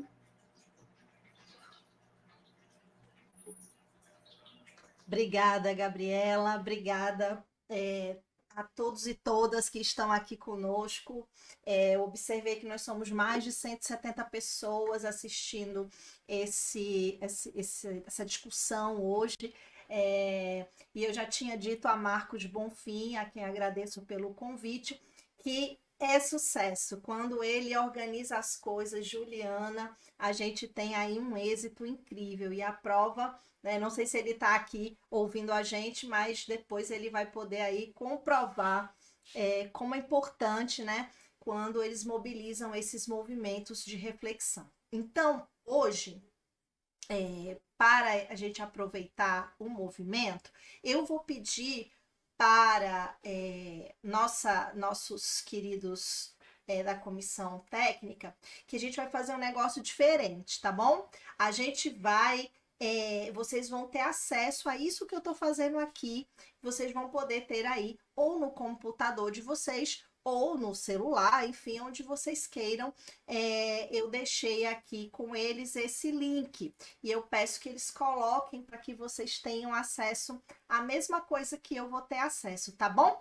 E aí vou começar a contar meu tempo agora, Gabi, ó, aqui no cronômetro para a gente não se perder, porque eu não vou ver vocês, tá bom? Então, escolhi hoje tratar sobre pesquisa e ensino em um só lugar. Então, docentes, historiadoras e historiadores e a aprendizagem da história na escola. O que foi bem importante, porque quem começou, quem me antecedeu, são duas colegas que vêm trazendo discussões importantes, das quais eu também comungo, né, nos referenciais teóricos e metodológicos, e a gente aqui está fechando esse momento com essa minha relação, reflexão, que eu vou fazer aqui, mostrando para vocês a partir do que, né? De onde eu quero fazer essa reflexão. Através do Prof. História, as e os docentes, eles vêm efetuando suas pesquisas com tecnologias digitais no espaço escolar onde atuam, né, com o suporte da reflexão teórica e metodológica na pós-graduação, geram-se esses artefatos didático-culturais em homenagem à aprendizado da nossa querida Sônia Vanderlei, né, que também, como eu, não gosta da ideia de produtos, para e a partir da rede básica de ensino. Então, essas produções de artefatos, elas estão aí sendo geradas a partir de docentes que estão nesse chamado chão da escola. Então, é sobre esse lugar que eu vou falar e vou explicar mais para vocês. Caminhando aqui para o ponto 2, qual é a grande questão que eu queria trazer para vocês, para a gente conversar um pouco. A partir da investigação das atuações em 10 escolas, eu digo que são 10 escolas que foram mediadas ali as suas atuações por TIDIX, ou seja, por tecnologias digitais da informação e da comunicação, entre os anos 2020 e 2024, nós vamos entender quais principais questões que estimulam docentes a retornar para a universidade em busca de mudança em suas realidades escolares. Para quem já clicou no link, quem tiver aí com ele, você vai poder acessar a pesquisa que eu deixei bem aqui para vocês acederem, né? Por quê? Porque eu fui fazendo um cotejamento dos 10... eu tinha mais colegas da educação básica para mostrar, mas durante essa minha atuação junto a eles, eu recortei esses 4 anos e gerou aí 10 professores e professoras aí vocês podem ver também na tabela, vocês não vão poder ver a partir de mim, porque possivelmente aqui, se eu clico, isso vai para a pesquisa, toda a sistematização que eu fiz, né? Para chegar no que eu vou conversar com vocês. Mas eu não quero mostrar a tabela nesse momento aqui, eu vou só falar o que tem nela, né? Então, nessa pesquisa que eu estou mostrando para vocês, a gente tem aqui a possibilidade de ver quais são as questões que trouxeram esses professores e professoras para dentro, né? Então, a gente tem uma questão-problema. Depois, eu coloquei do ladinho qual que era o segmento escolar que essas pessoas queriam transformar seu espaço, sua realidade, né? E, em seguida, botei, eles tinham um problema, qual foi a solução que essas pessoas acharam? E, logo em seguida, os recursos TIDIX utilizados para chegar nesse resultado. Além disso, me preocupei também com o ano da defesa ou da qualificação, aqui nesses 10 tem os 2 qualificandos. Também me ocupei saber se eram escolas públicas ou privadas em que as tecnologias estavam sendo implementadas e também de que lugar esses profissionais de história estavam atuando enquanto docentes. Então, baseado nisso, foi que eu fiz aqui esse trajeto com vocês. Nós vamos começar aqui o ponto 3, trazendo alguns parâmetros que fazem essa reflexão ter sentido, tá bom? O letramento histórico e digital, uma necessidade. Por quê? Né? Eu acho que, independentemente de qualquer docente gostar ou não de inserir, de observar a necessidade ou não de estar na escola com mediações tecnológicas, é inegável que o letramento histórico é algo assim essencial para que essa docente, esse docente comece a interagir com a grande questão que eu vou falar para vocês antecipadamente. Um spoiler é resolver uma aprendizagem de história com significado. Para que essas pessoas, além de terem um significado no momento da aprendizagem, elas consigam transmigrar esses muros da escola e ter aí ferramentas para o seu exercício da cidadania, né? E o letramento digital, ele está junto com esse movimento para quem está mais alinhado com essas práticas, né? Então, é relevante compreender a importância desses letramentos e como as TDICs, elas podem nos ajudar, né? Ajudar também essas alunas e alunos a desenvolver habilidades essenciais para analisar criticamente o passado. Sobretudo a partir das grandes questões que nós estamos aqui sendo colocadas e colocadas no nosso presente. A gente agora, por exemplo, está vivendo as eleições municipais, todos nós estamos vivendo isso, né? E temos, às vezes, ao vivo, como nós tivemos ontem, né? À noite, situações inesperadas, das quais a gente, todo momento, é chamado para refletir, chamada para pensar e se posicionar. O professor e a professora está nessa lógica também. E aí, ter um pouco para além de conhecer o mundo digital, para saber atuar nele de uma maneira instrucional, que eu sei mexer no aplicativo de comunicação, eu sei mexer numa rede social. Para além disso, o letramento digital, ele exige mais, e a história é muito importante nesse processo de cidadania e de democracia. Pois bem, então, convido a você que está aqui, analise como essas tecnologias podem ser utilizadas para superar os desafios enfrentados por docentes de história no espaço escolar. Porque nós vamos hoje ver algumas possibilidades, tá bom? Então, vamos para cima. Nós agora estamos no ponto 4, se eu não me equivoco.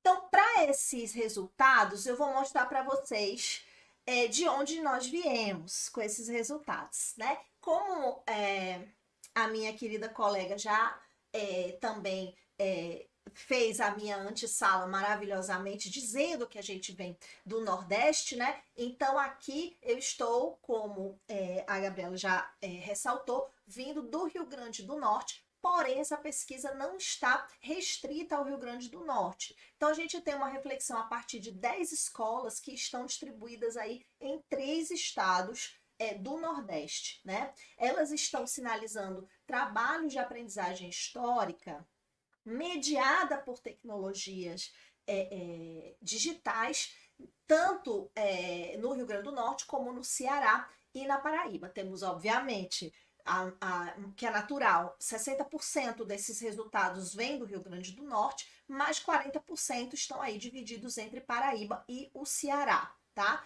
Nesses trabalhos que eu analisei, estudei. O alcance, né? Então, a gente tem ali um alcance com esses 4 anos e essas 10 pesquisas de professores da rede, uma média de 350 discentes que foram alcançados com essas práticas entre esses anos, no ensino fundamental, incluindo os anos iniciais, e até o ensino médio, pegando vários perfis de ensino médio. Eu chamei ensino médio básico, que é um que não tem aí um perfil integral, e nem aquele perfil técnico profissional. Então, tem esses 3 perfis também nessa pesquisa, nesse levantamento que eu estou trazendo as reflexões, tá certo? Então, vamos lá para o ponto 5. Estamos na metade dos meus possíveis 20 minutos. Vamos ver se eu consigo. Então, analisando esses dados que vocês estão vendo mais brutos, vamos dizer assim, 90% das experiências docentes, elas foram implementadas em escolas públicas. Por que isso é relevante, né? a gente tem sempre uma tendência em avaliar que a escola pública, e não é uma tendência errônea, né? Mas a gente tem uma tendência em achar que a escola pública não tem suporte material de dispositivos ou possibilidades, enfim, de internet, várias questões estruturais para gerar uma experiência com o TDIX. E isso gera, muitas vezes, uma grande... um certo acomodamento. Bom, a escola não fornece algo bom, então eu não vou fazer.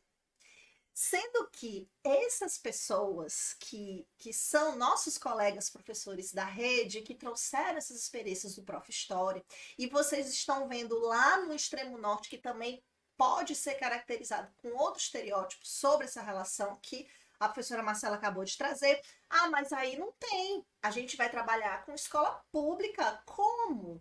Que escola é essa? Né? Que escolas são essas que são que é possível trabalhar mediados e refletindo sobre tecnologias digitais? Elas existem, né? E aqui eu não estou trabalhando, é porque eu coloquei só o estado, mas se eu colocasse para vocês as cidades que essas pessoas estavam trabalhando, nem muitos deles não fizeram um trabalho nas grandes capitais desses estados. Muitos deles estão trabalhando no interior, né? Só agora que eu estou lembrando do Tiago, que é me orientando atualmente, ele está qualificando agora, quer trabalhar justamente com jogo, e o jogo funcionando, né? Para ele interagir ali com as turmas dele no interior da Paraíba. Um exemplo. Então, é importante saber que a nossa escola pública, ela dá conta de várias experiências mediadas por tecnologias, né? E às vezes esse movimento mais revolucionário no teu espaço escolar depende um pouco do teu lugar no mundo, né? E de tua interação e exposição a esse movimento. 70% das produções foram executadas para o ensino médio. Então, achei um dado bem interessante. A maioria dos trabalhos, desses 10 trabalhos, enfim, durante esses 4 anos, os colegas que vieram para o mestrado, eles entenderam que era aplicável, era mais interessante, era mais viável para o espaço escolar deles trabalhar com o ensino médio e não com o ensino fundamental. Ainda que muitos deles também trabalhassem nas duas vias, né, nos dois segmentos, mas ficaram com o ensino médio. Então, fica aqui uma possibilidade de maiores reflexões, né? 10% o ensino infantil, né, que também foi bem revolucionário, já que era vocês vão ver aí, o Ericli, ele é de TI e ele é de história. Então, ele gerou um site para fazer um diário mágico com as crianças, né? Obviamente, com o suporte de pais e professores. Mas temos aí um trabalho no ensino infantil e 20% para o ensino fundamental. 50% dos temas elegidos para a aplicação de produção didática, eles são construídos a partir da história local para entender a história do país ou a história global. Então, esse foi um outro dado que eu, particularmente, achei interessantíssimo, porque eu nunca tinha, agradeço demais a esse evento, porque eu nunca tinha parado para refletir quais eram as angústias, as questões que essas docentes e esses docentes tinham e como eles se juntavam. E esse dado aqui para mim foi surpreendente. Eu nunca tinha parado para pensar que esses colegas sempre estavam se relacionando muito com uma história local, para, obviamente, falar de história do Brasil, falar de história do mundo. E, por fim, todas as produções, eu vi ali alguém no chat também comentando, né, que era muito interessante essa mesa, porque a BNCC meio que cobra isso, né, essa questão com o digital, e eles também vieram com essa demanda, sempre mostrando que estavam alinhados com esse querer, né? Esse querer das tecnologias, peço desculpas, com inserida, né, nas tramas aí pedagógicas das escolas estaduais, enfim, da escola que eles atuam. Então, seja os projetos pedagógicos estaduais ou da própria escola municipal ou da BNCC, eles estavam sempre utilizando. Eu deixei aqui nesse izinho uma observação. A maior parte de ferramentas digitais utilizadas por essas pessoas, elas dependem da internet para um bom desempenho da estratégia de aprendizagem. E deixei aqui a pergunta que quem discute ela nesse livro Letramentos Digitais é o Dudney com esses dois outros pesquisadores, que é alta, média, né? Eu botei 2 vezes alta, vocês estão vendo? Era baixa. Você vê que eu não quero baixa, mas a baixa tecnologia, ela é uma das principais soluções que essas pesquisadoras e pesquisadores estão utilizando. Então, às vezes, a gente tem, assim, uma expectativa da intervenção ou da mediação, de você pensar tecnologias alta. Ah, mas aí a gente vai ter que ter internet não sei quanto, que a gente vai precisar de óculos, né, para ter realidade aumentada, virtual, não sei o quê. E todas e todos eles conseguiram dialogar a partir de suas realidades, tanto relacionadas às suas turmas, como da escola. Obviamente, fazendo esse triângulo, né?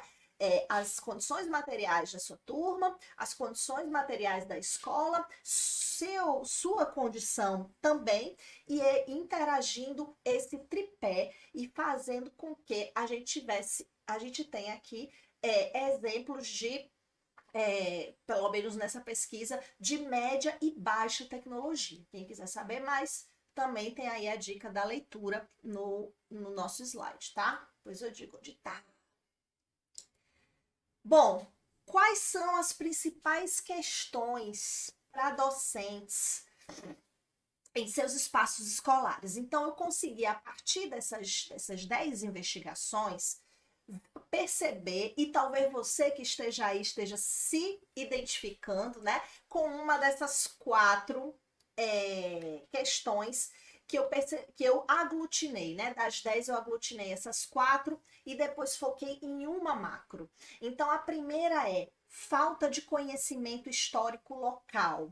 Então, essa foi uma argumentação utilizada por esses professores, que eles observam que há uma falta de... Não há uma valorização patrimonial quando não se valoriza o conhecimento histórico local, não há uma valorização dos espaços e da sua própria memória, como do seu bairro, dos trânsitos, enfim, que justificam, né? Você está na periferia, você não está, os privilégios ou não. Então, veja, se você não reconhece a reflexão local, você está sempre olhando para um ponto de vista eurocentrado, se você está sempre olhando para o que aconteceu na corte, né? Lá no Rio de Janeiro, no século XIX, você não está entendendo que você faz parte desse movimento. Então, isso é algo que angustia essas professoras e professores que querem fazer intervenções nesse sentido. Que vão desde a própria escola, querendo fazer um movimento para que entendam, por exemplo, o nome da escola, que é o caso da Elis, né? Que está aí, nossa, em breve futura mestra, até questões mesmo relacionadas à Revolução Industrial e seus desdobramentos, que é o caso de uma das pesquisadoras que está aí qualificando também amanhã, que é nossa querida Adriana. Então, está pensando, né, na produção algodoeira, no que estava acontecendo na cidade. E aí isso angustia também, ela quer conectar. Falta de letramento histórico, que aí é isso que eu estava falando anteriormente. Então, eles percebem que não tem, assim, para mexer com fontes, para entender uma matéria do jornal, para trazer isso para uma reflexão, por exemplo, sobre a ditadura. Tudo isso falta do letramento histórico, né? Essas ferramentas próprias da nossa área, elas podem ajudar essas pessoas a essa questão da cidadania. Então, eles percebem isso. Necessidade de inserção de mais história ao currículo foi um outro ponto observado.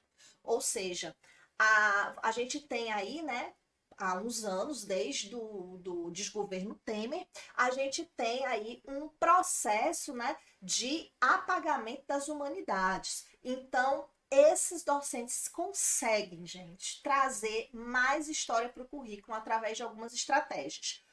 Uma delas é essa de, por exemplo, escola integral. Eu vou criar uma optativa para fazer várias reflexões que tem interesse para os alunos, né? Foi o caso do André, por exemplo, que montou um curso, né, baseado no que os alunos queriam entender e saber sobre história. Ou então, o caso do outro colega, Bruno, que estava no Ceará, numa escola técnica de audiovisual. O que é que ele fez? Ele disse, não, mas na hora que eles estiverem aprendendo as ferramentas do audiovisual, eu vou entrar e trazer mais história, ou seja, usando as frestas, né, para trazer mais história diante de um movimento de silenciamento, né, dos currículos em humanidades.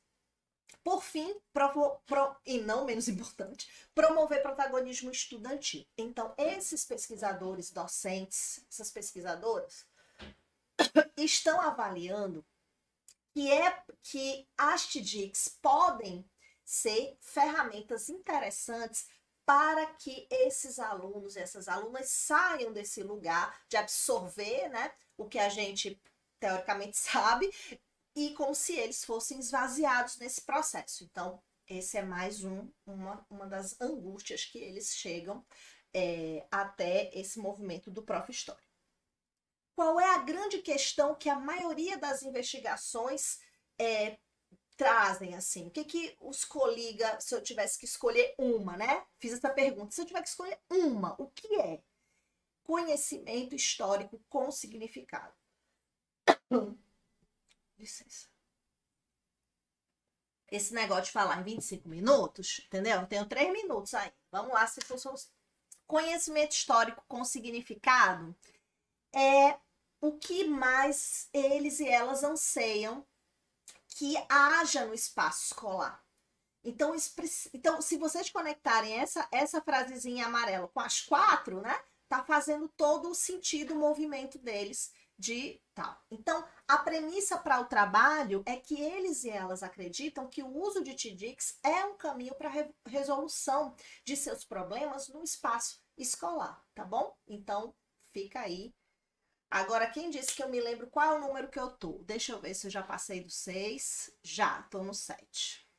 Olha, tô mais perto do que longe, mas tá acabando. Trouxe aqui, eu fiz esse infográfico no Infogram, inclusive. Ele tá mostrando nessas 10 escolas quais foram, entre 20 e 24, os principais. Eu coloquei aqui ferramentas e linguagens, tá, gente? Eu não separei. Mas só para vocês terem uma ideia, né? De como eles usaram bastante áudio, tá? Muitos usaram formulários. Os formulários para que serviam? Tanto para fazer essa prévia, essa sondagem inicial na pesquisa, sim, mas não só. Usaram formulários para vários objetivos, entre eles alguns exercícios, algumas atividades. Também usaram como ficha orientativa para ajudar a analisar fontes históricas digitalizadas e etc. Então, esse uso está aqui marcado, né, em segundo lugar. Vou dar só o destaque também para o audiovisual, que é uma outra ferramenta, uma outra linguagem muito usado, né? E aí, o que eles precisam para isso? Normalmente, os vídeos do YouTube, trechos de filme, trechos de série, clipes musicais, tá? Tudo isso são possibilidades. Queria só para que aí vocês vão poder ficar olhando isso aqui com calma, falar sobre fontes, né? Áudio é fonte, né? Audiovisual também é fonte, né? E aí eu botei fontes digitalizadas no sentido de pensar que essas professoras e professores, ainda que não esteja uma quantidade muito grande, né, 40% estão usando, mas ainda é um uso bem alto, né, usando a biblioteca nacional, né, biblioteca digital, usando sites das prefeituras em busca de suas legislações e coisas parecidas. Então, eles estão usando bastante esses meios, ou seja, esses docentes pesquisadores, não só estão utilizando para o espaço escolar, como estão mandando seus alunos e alunas para esses ambientes, a partir da mediação das TDICs, né? E aí vem o letramento histórico e digital em um só lugar. Tô no 7? Não, tô no 8. Vamos lá. Aqui é só uma conclusão, tá, gente? Tô acabando, Gabi. 1. Produção de linguagens no espaço digital ainda é restrita. Então, há uma inserção, mas as linguagens ainda são muito limitadas. Ou seja, a gente está usando algo que já, assim, memes é pouco, né? Produção de podcast ainda é pouco. Então, produção em sites também ainda é pouco. Então, eu percebo que ainda que estejam usando, ainda é muito restrito pensar nessas linguagens, né? Que não seja a escrita, percebem? A escrita clássica. 2. As metodologias ativas, sobretudo a partir das aulas oficina, que aí é uma relação com a professora Isabel Barca, né? É a principal forma de desenvolver a aprendizagem da história. Então, todos e todas elas estão trabalhando com metodologias ativas. Né? Não tem para onde correr. Então, isso é um dado. A 3, há uma tendência de digitalizar práticas de aprendizagem. Ou seja, você usa mais da digitalização e faz um formulário que você poderia fazer impresso, mas você faz digital. Você faz uma questão que você poderia fazer impressa, mas, sabe, promove um formulário que digitaliza a prática, mas não necessariamente revoluciona usando as tecnologias digitais, percebem? E, por fim, docentes estão sim no protagonismo. Esses artefatos didáticos, didático-culturais, com mediação e produção a partir das TDICs, são feitas por docentes. Vocês podem observar aí na lista que tem o Gabriel, que defendeu há pouco, ele trouxe para um jornal digital, um jornal fake. Ele fez. Então, eles também estão no protagonismo, produzindo materiais didáticos para inserir aí nos seus planejamentos, nas suas coisas. Aqui se você quiser saber mais, só clicar. Aqui é um mimozinho, algumas dicas para vocês irem atrás, se quiserem bônus. Aqui se vocês quiserem saber mais sobre o Laboratório Humanas, que foi falado aí. Tá aqui o link, se você quiser. Aqui é o meu Instagram, o e-mail, e se quiser saber mais sobre as produções acadêmicas, tá bom? Fica aí a dica. Vou parar de compartilhar, quem quiser tirar, e obrigada. Oi, Vanessa, muito obrigada. A fala de vocês é sempre muito potente escutar. A gente chegou aí a quase 200 participantes ao longo das nossas falas, o que é uma audiência que demonstra aí a importância e a relevância do assunto e a demanda de discussão. Acho que o colóquio está muito acertado em tratar sobre isso.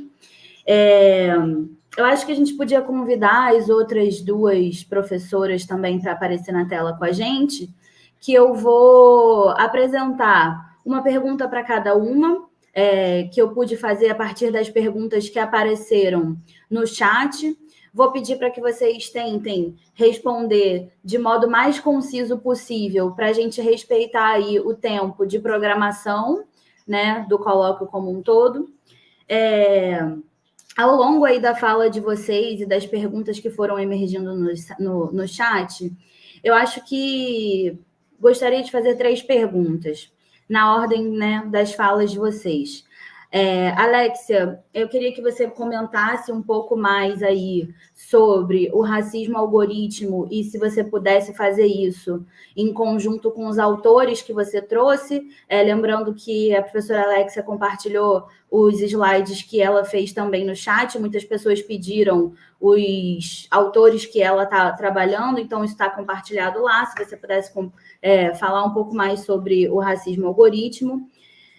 Para Marcela, queria que você comentasse um pouco mais a partir das experiências que você tem tendo, né, vem fazendo na rede que você compõe, que é importantíssima e que conecta o Brasil de uma maneira muito importante. Quais seriam aí os desafios, os limites e as possibilidades dessa utilização das ferramentas e das tecnologias digitais nessa interseção com a Lei 10.639 e com a 11.645?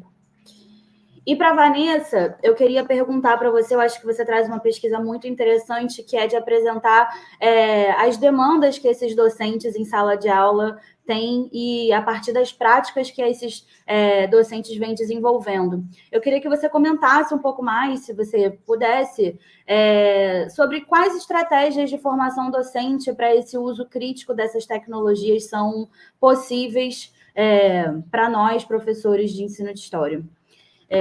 Quero agradecer mais uma vez, vou pedir para vocês serem concisas e passo a palavra aí. Vou passar para a ordem que a gente começou mesmo. Primeiro a Alexia, depois Marcela e por último a Vanessa. Tudo bem?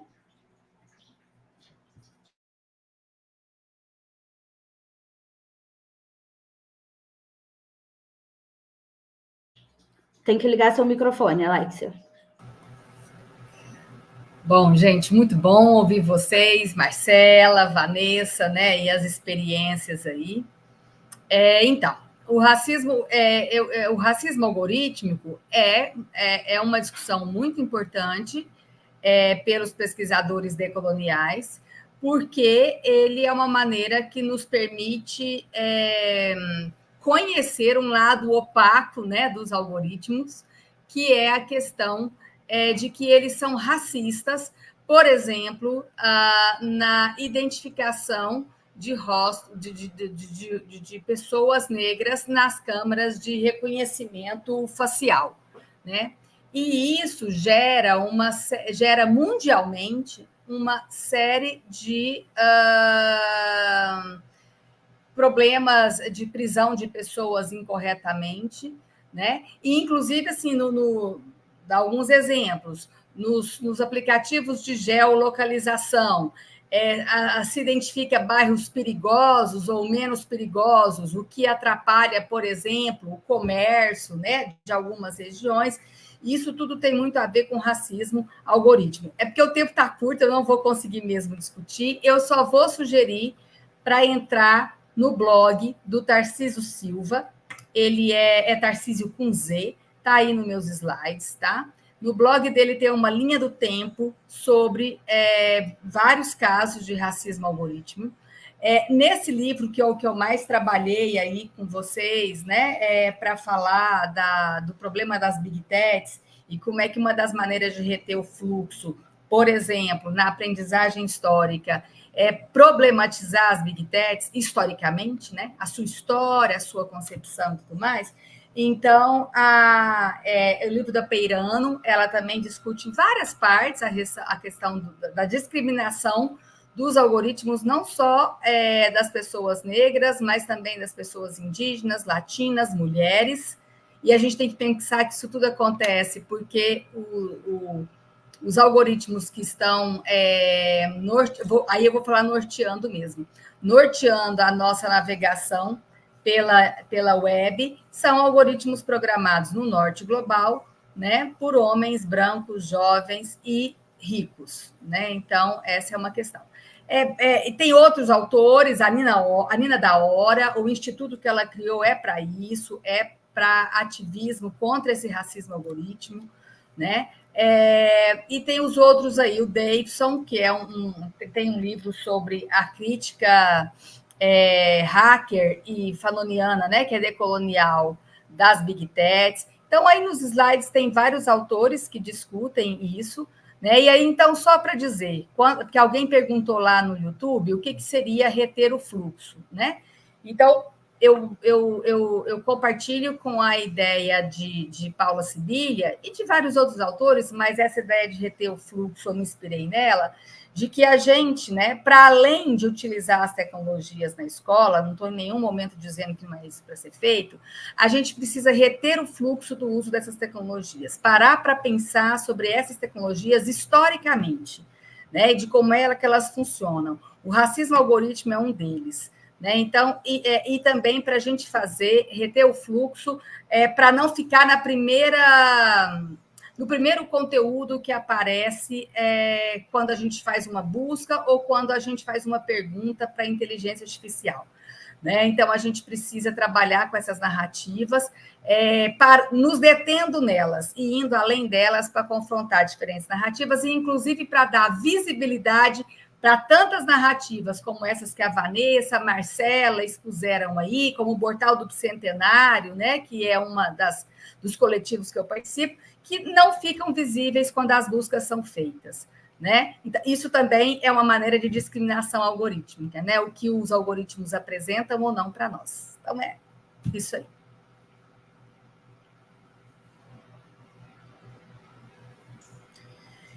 Dando sequência aqui à pergunta da professora Gabriela, né, sobre os desafios, os limites, as possibilidades das tecnologias digitais para dialogar com as demandas da Lei 10.639 e 11.645, né?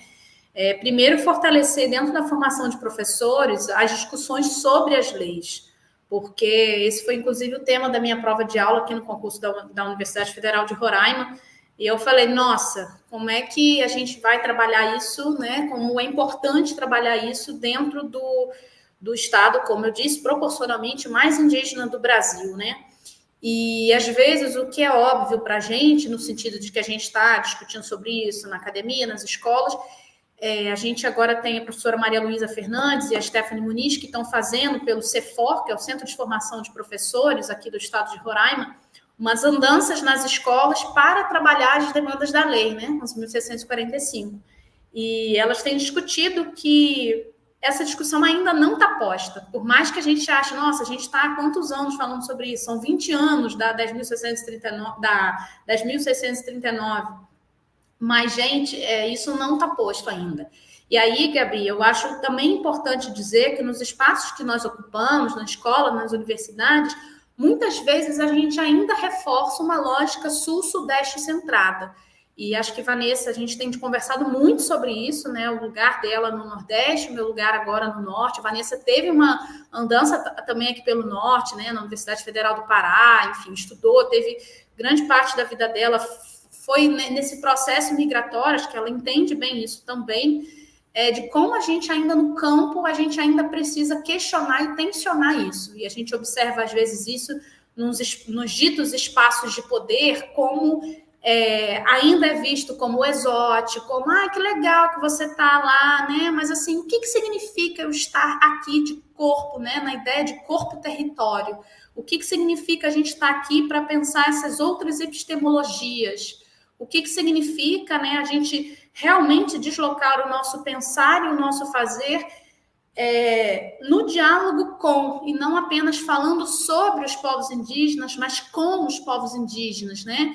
Acho que outras pesquisas, como, por exemplo, da professora Maria Perpétua Domingues, que vem discutindo a etnomídia, né? É fundamental, foi uma pesquisa também defendida na Unirio, na Universidade Federal do Estado do Rio de Janeiro, e tem outras várias aí que estão... O trabalho da Tácita Moreira, que a gente já citou aqui hoje, que vem dando contribuições de excelência para a gente deslocar isso. Então, primeiro, conhecer realmente as demandas da lei, entender, desnaturalizar, entender que isso não está posto, né, que é preciso tensionar e questionar. E aí eu acho que o tensionar e questionar passa por essa dimensão do corpo-território, que é um conceito que eu gosto muito. Não adianta a gente, muito bacana, eu vou ler sobre a Amazônia, mas o que é estar aqui 24 horas por dia e viver todos esses desafios, né? Quando você, por exemplo, leva para um debate em sala de aula para falar a discussão do meio ambiente, e aí você tem alunos defendendo o garimpo, são filhos de garimpeiro. Então, como é que você desloca isso, né? Via conhecimento histórico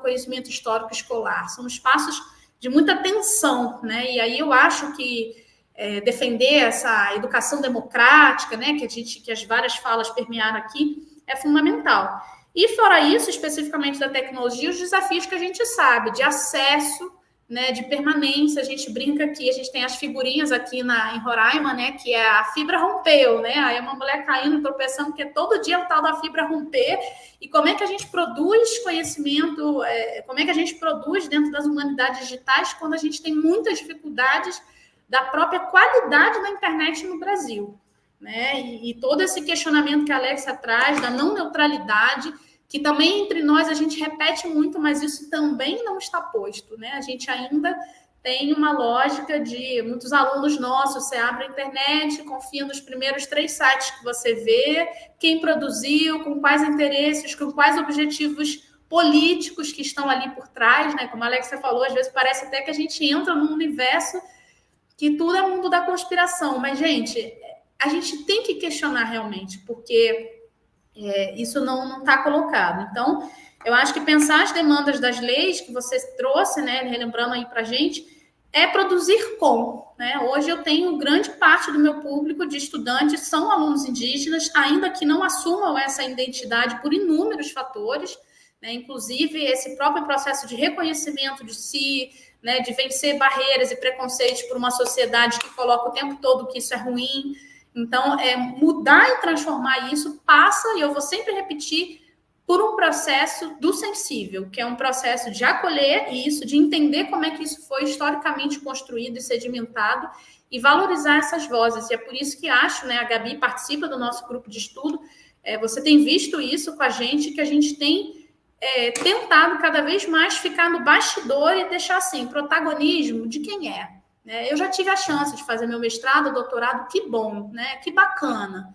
Mas, assim, e essas outras vozes que ainda estão à margem, que a gente quer questionar essa própria ideia, né, de centralidade, né? Então, acho que o meu maior exemplo do que eu consegui aqui foi na disciplina de História do ensino de História, porque o nosso campo, ele conta essa história do campo muito a partir do Sudeste, né? A professora Margarida Dias, em outras falas dela, lives, textos, ela foi uma das autoras assim que eu usei muito para pensar o meu plano de ensino, porque ela bota mesmo, questiona isso, né? Por que essa história é contada a partir só do IHGB, só do Colégio Pedro II? Ninguém está dizendo que não tenha importância, mas o que é pensar uma história do ensino de história, por exemplo, a partir da centralidade amazônica?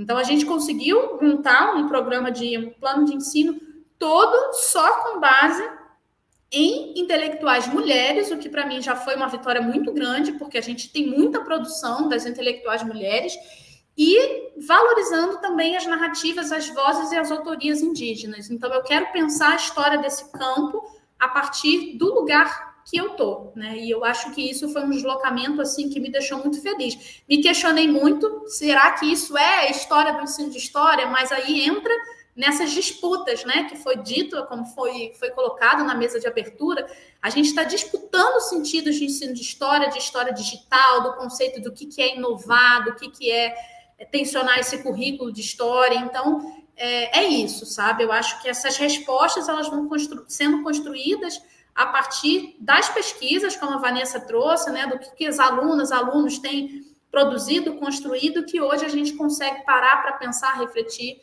e avaliar.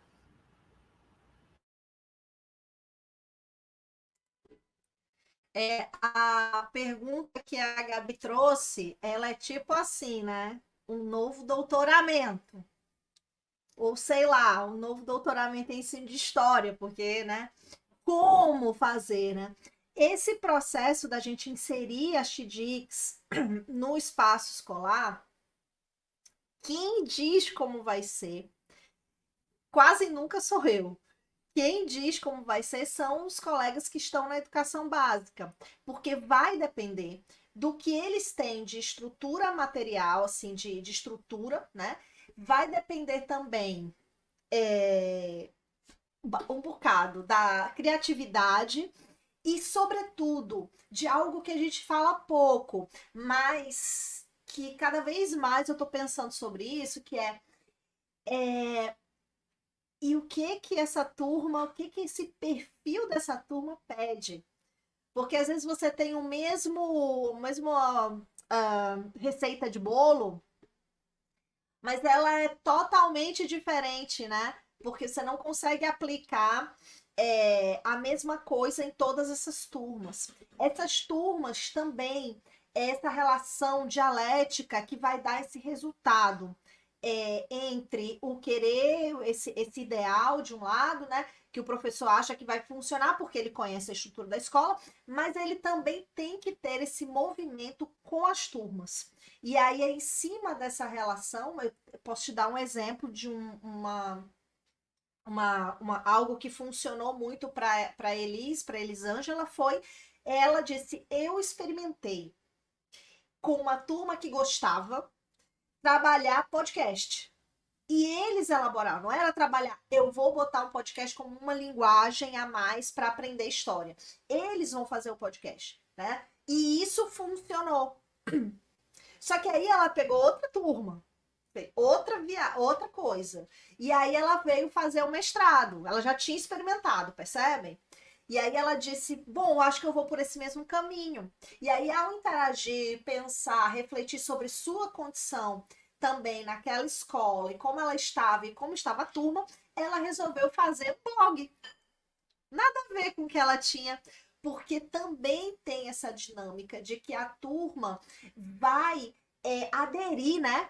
Aquele tal do contrato didático. Ela vai dar também o tom da tua inserção enquanto profissional de história naquele espaço, naquele ambiente. Então, são essas duas coisas que vão ajudar, que aí eu posso ajudar, né, a construir esse amadurecimento sobre essas ferramentas, sobre essa interação entre esse trio, né, e aí agir em prol do ensino de história, de uma aprendizagem histórica, como eu botei aqui como significado.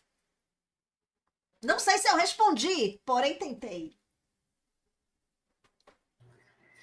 Acho que não tem uma resposta única mesmo, né? Não. O exercício é esse, é a gente pensar coletivamente. Eu queria muito agradecer a primeira oportunidade de estar aqui, ouvir o trabalho de vocês, que é um trabalho que é muito caro para a minha pesquisa também, é muito importante. Queria terminar comentando que eu acho muito importante a gente questionar esses padrões de inevitabilidade que vêm sendo impostos sobre as tecnologias digitais e aprender com esses movimentos que vêm sendo feitos nas salas de aula do ensino básico, do ensino superior, para a gente, de fato, construir uma síntese que atenda às nossas demandas enquanto sujeitos, enquanto profissionais e etc.